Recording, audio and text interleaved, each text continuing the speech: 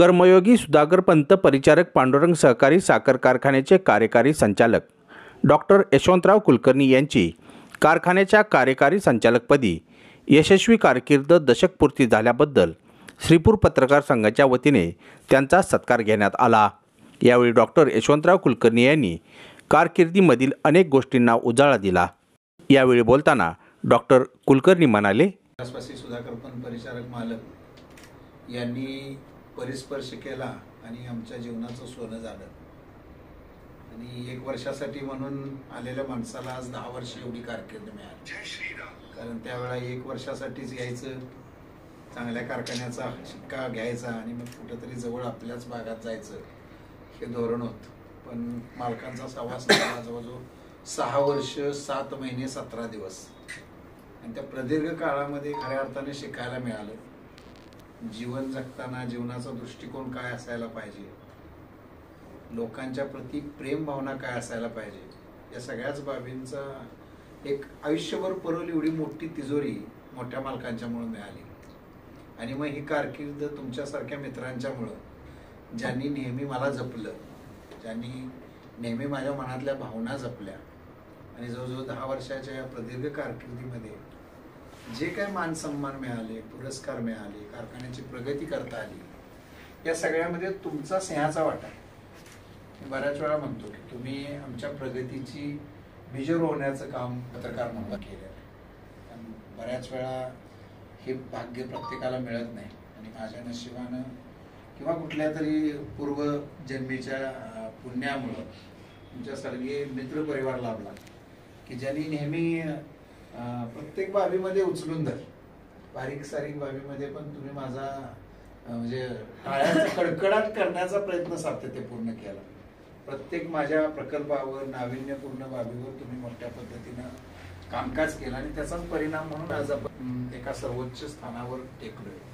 हा कारखाना या कारकिर्दीमध्ये भारतातील सर्वोत्कृष्ट कारखाना म्हणून आपण गणलो गेलो। जवळजवळ अर्धशतकापेक्षा जास्त पुरस्कार या दरम्यान आपण कारखान्याला प्राप्त केले। कारखान्याची कार्यक्षमता सुद्धा ज्यावेळेला आलो त्यावेळेला 5800 इतकी होती, आज जवळजवळ आपण 9000 आणि पुढल्या वर्षी 10000 कपॅसिटीवर आपण गेलो। डिस्लरीची कपॅसिटी 45 वरून 1 लाख केली। सोलर प्रोजेक्ट केले, बरेच प्रोजेक्ट केले, नाविन्यपूर्ण बाबी केल्या। शेतकऱ्यांच्यासाठी माती पाणी प्रयोगशाळा केली, त्यांच्यासाठी जैविक खतं उपलब्ध म्हणून बायो कंपोस्टची आपण निर्मिती केली। अशा बऱ्याच बाबीतून शेतकरी हिताय कामगार सुखाय हे जे मोठ्या मालकांचं वाक्य होतं ते पूर्णत्वास आणण्याचा पुरेपूर प्रयत्न पाठीमागच्या 2 वर्षामध्ये केलाय। आपल्या सर्वांचं सहकार्य हे एवढं मोठं असतं की एखादी तुम्ही दिलेली शाबासकीची थाप सुद्धा आम्हाला वर्षभर काम करण्याची प्रेरणा देते। आणि ते it is a one type of motivation. Motivational थेअरीसाठी लोक वेगवेगळे क्लासेस लावतात, वेगवेगळ्या ठिकाणी जातात। इथं मोटिवेशन एकदाच मिळतं। एखादं चांगल्या कामाचे प्रश्न तुम्ही ज्यावेळेला तुमच्या वर्तमानपत्रात देता आणि ती ज्यावेळेला वर्तमानपत्रातली बातमी हजारो लाखो लोक वाचतात आणि ते परत फीडबॅक देतात, फार सुंदर, आपल्या कार्यात शुभेच्छा, असे ज्यावेळेला त्यांच्याकडून आपल्याला कॉमेंट्स येतात त्यावेळेला खऱ्या अर्थानं मोटिवेशन मिळतं, कार्यप्रेरणा मिळते आणि मग आपण अजून अधिक जोमानं काम करतो। यामध्ये मग या 10 वर्षाच्या काळामध्ये आमचे चेअरमन आदरणीय प्रशांत मालक असतील, सर्व संचालक मंडळ, उमेश मालक, या सर्वांनीच अतिशय चांगलं मोलाचं मार्गदर्शन आणि सातत्यपूर्ण साथ दिली आणि त्यामुळं प्रगतीची बीज रोवता आली।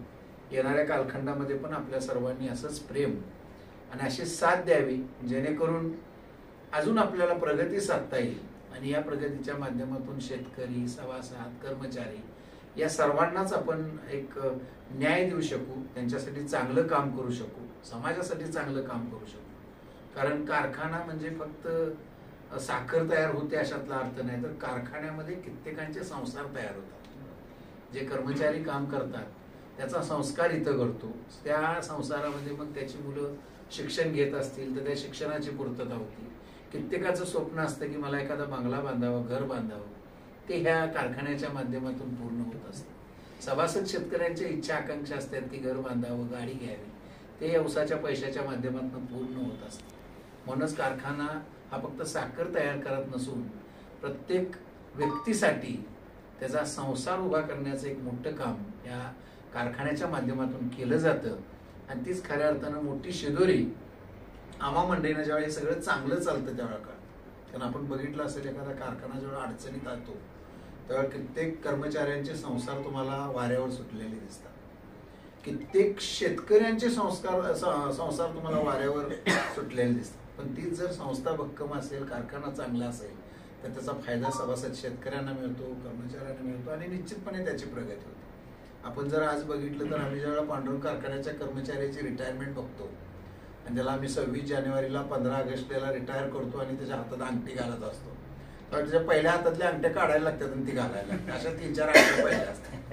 ही प्रगतीची बीच आहे.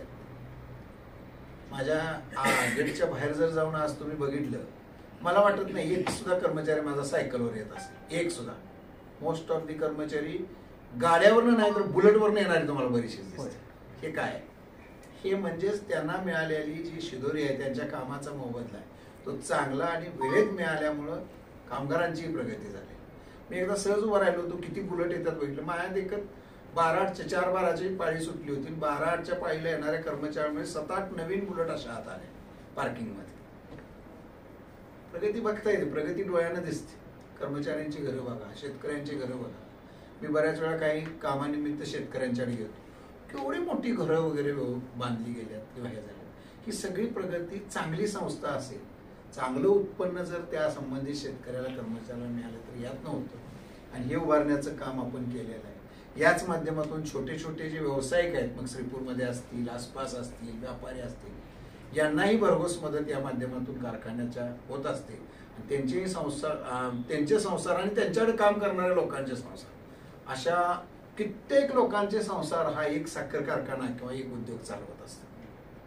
त्यामुळे ह्या साखर कारखान्याला आपण टिकवूया, मोठं करूया. येणाऱ्या कालावधीमध्ये आपल्याकडून आम्हाला अशाच आपल्या प्रेमाच्या अपेक्षा आहेत.